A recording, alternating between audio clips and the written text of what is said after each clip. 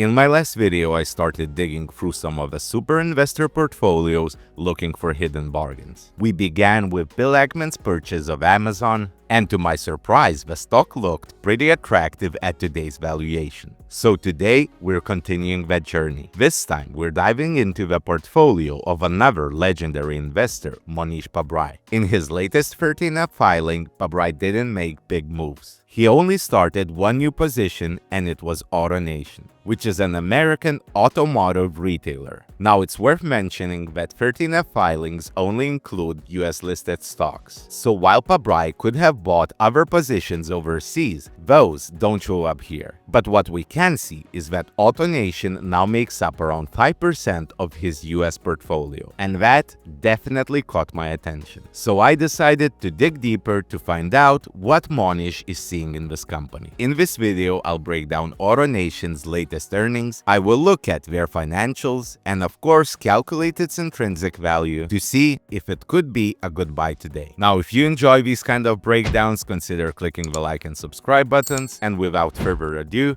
on to the video. So AutoNation is the largest automotive retailer in the US, and while vehicle sales make up the majority of its revenue, the real profit driver is parts and services, which account for nearly half of gross profit. Simply put, selling cars builds long-term customer relationships, and maintenance work keeps cash flowing steady. And that makes AutoNation's business more resilient than it might first appear. The company has performed strongly despite industry uncertainties, including potential auto tariffs. So far, tariffs have had limited impact, as the manufacturers absorb most of the cost and the vehicle prices remain relatively stable. Consumer demand for new and used cars has stayed healthy, with recent new vehicle sales rising 9% and used cars up 4%. Meanwhile, parts and services revenue grew 12%, highlighting the durability of this segment.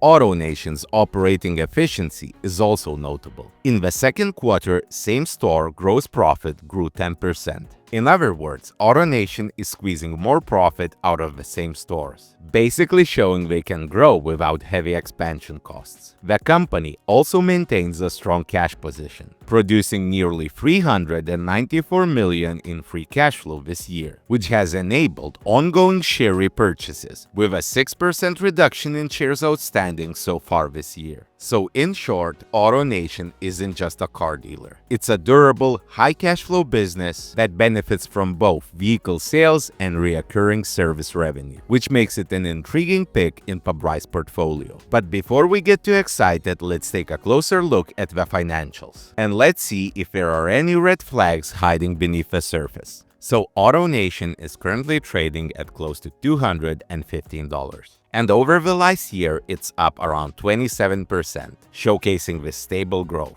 Now, if we look at the picture for 5 years, we see that the company is maintaining this growth for quite some time, as it grew almost 250% in just 5 years. They're currently trading at around 13 price-to-earnings ratio, with a forward P of around 11, which is definitely on the lower side compared to the market. They also have this decent, almost 12% return on invested capital, showing that the company is doing a good job at investing their money. Now, this part on the surface looks quite alarming. AutoNation is currently trading at a net debt to EBITDA ratio of over 5, and we prefer to see it under 2.5. As you can see, their current net debt is over $9 billion, when their market cap is only 8. Causing the enterprise value of the company to go up to $17 billion.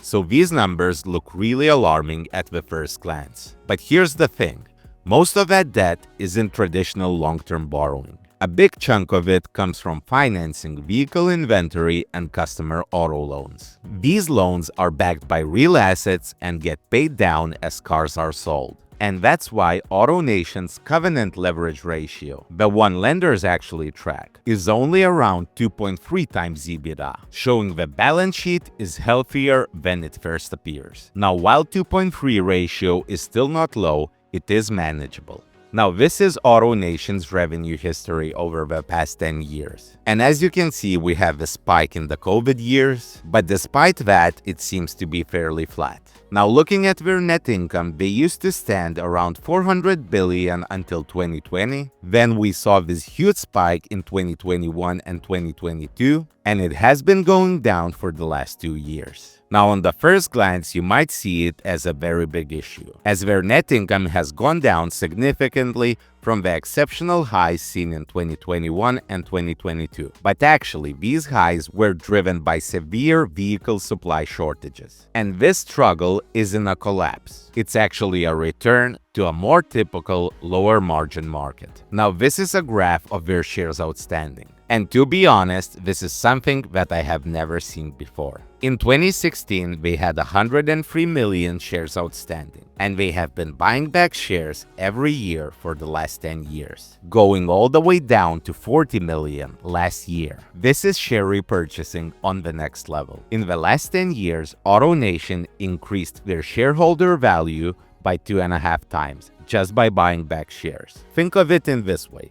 If in 2016 you have bought 10% of AutoNation's company, today you would be holding 25% of the company. Again, this is something I've never seen before. Now these are the analyst estimates. And for revenue, they expect AutoNation's revenue to go from 26 billion to 33 in 2029, which is not big, around 3 to 5% growth annually. Now when we look at their earnings per share estimates, the picture looks much better, as analysts expect their earnings per share to grow from $17.50 last year to around $30 in year 2029, which is close to 12% annualized growth.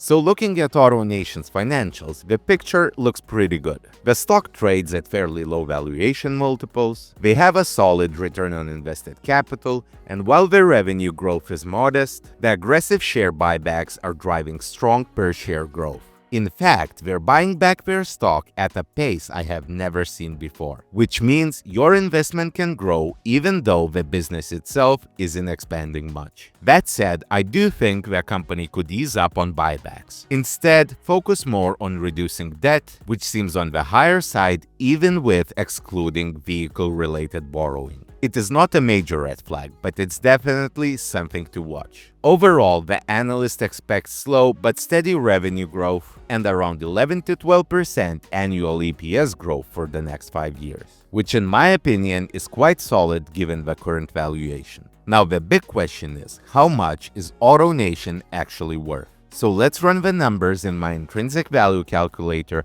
to see if it could be a good opportunity today. Okay, so I know my intrinsic value calculator looks a bit different now. That's because I wasn't a big fan of my Excel sheet, so I decided to turn it into a website. While the design still needs some work, I still think it looks better than my Excel sheet, and I'm planning to share this with my followers in the near future. Okay, so let's start by typing in the ticker symbol, which is AN. Let's get the current price. In the last 12 months, AutoNation did $15.94 in EPS. And according to analysts, they should grow their EPS at over 10% over the next 5 years. So let's give them a 10% growth rate. And let's say that the company will slow down and only grow their EPS at 5% for the 5 years after that. Let's give them the standard discount rate or expected return of 10%. And since the company isn't growing that fast, let's give them a low terminal multiple of 10. Now let's click on the Calculate Value button, and as you can see, for a 10% annualized return over the next decade, with these assumptions, you could pay $275 for AutoNation today when it's trading at $214. Let's increase the expected return to 15% to see if it's still undervalued. And as you can see, it's not. As with these assumptions, for a 15% annualized return, you would need to pay closer to $200 for AutoNation today. However, if their multiple expands and if it goes to 12, suddenly AutoNation's stock price seems to be pretty much fairly priced for a 15% annualized return over the next decade. Now let's do a more pessimistic assumption, and let's say that for the next 5 years, they will also only grow at 5%. Let's adjust the expected return to 10, and let's lower their terminal multiple to 10 as well. Now, as you can see, if AutoNation grows its EPS at only 5% over the next decade, for a 10% annual return, the company seems pretty much fairly priced today. So all in all, AutoNation looks like a solid company. Financials didn't bring any major red flags, and after running the intrinsic value calculation based on my estimates, the company looks like it could deliver 10 to 15% annualized returns over the next decade. And that helps explain why Mohnish Pabrai added AutoNation to his portfolio. That said, while I understand his reasoning, I'm not completely convinced about AutoNation just yet. The business isn't growing much on the top line, and even excluding vehicle-related debt, leverage is still something I would watch. Their share buybacks are definitely impressive and do boost their per-share growth, but I would personally like to see it more focused on debt reduction. So while AutoNation is interesting and the numbers do look promising, for now I would categorize it as a solid investment idea worth watching, but not a company I'm willing to commit to just yet. Now, in my previous video, I analyzed Bill Ackman's new position, Amazon, and to my surprise, Amazon seemed to be in a similar position as AutoNation from the potential return side.